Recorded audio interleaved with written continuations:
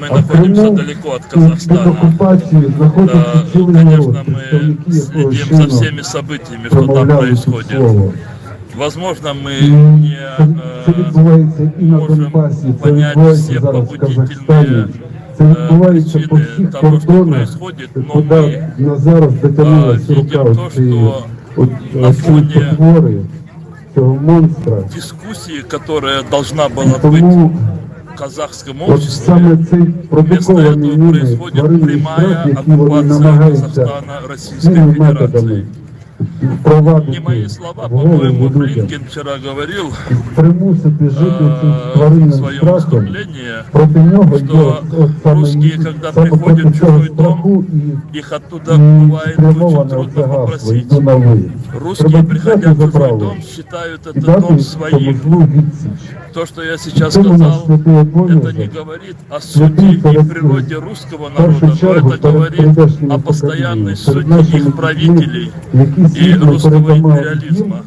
Они всегда занимают чужие земли, чтобы уничтожать народы, которые живут на этих землях. Над Казахстаном сегодня нависла угроза, которая может привести к тем катастрофам, которые казахский народ испытывал в 20-м столетии.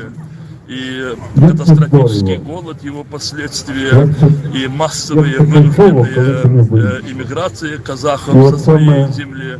Конечно, мы на стороне казахского народа. Мы считаем, что казахи сами должны решать свою судьбу, и историю своей земли должны определять они сами. И поэтому все те, кто сейчас в военной форме, с оружием пришли как военные на казахскую землю, они должны ее покинуть. Мы будем этого добиваться как украинцы. И, конечно, мы еще раз говорим слова поддержки казахам. Алга, Казахстан. Зараз хочу запросити до слова Браті казахи, я буду говорити мовою агресора, извините меня. Ну, просто русские, я так понимаю, в Казахстане понимают больше. Держитесь, Украина с вами. Украина прошла много революций. Сейчас у нас есть агрессия России, у нас есть оккупированные территории, идет война. Мы знаем, что казахи борются за свободу. Мы знаем, что на мирных протестах не было террористов, не было никаких преступников в стране. Мы прекрасно видим и понимаем, даже при отрезанном в Казахстане интернете, мы прекрасно видим и понимаем, что это простые обычные люди вышли на борьбу против несправедливости, на борьбу за свободу и за лучшую жизнь. Поэтому украинцы вас поддерживают, украинцы за вас, за простой народ Казахстана. Слава Украине и слава Казахстану. Алга, Казахстан. Героям слава. Дякую. Так, друзі, Мирослав Гай, розмова з ворогом, як казав недавно наш волонтер, побажав нашим казахам свого народження Мирослав Сімчич. Розмова з ворогом має бути коротше за автоматну чергу. національно визвольній Ми боротьбі. звідси що ми браття козацького роду.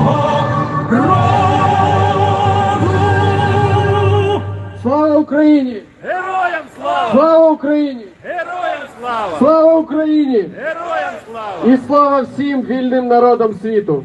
Алга, Казахстан! Алга, Казахстан! Алга, Казахстан! Путін! Хуйло! Путін! Хуйло! Путін! Хуйло! Дякую, друзі! Дякую, що прийшли в цей морозний день!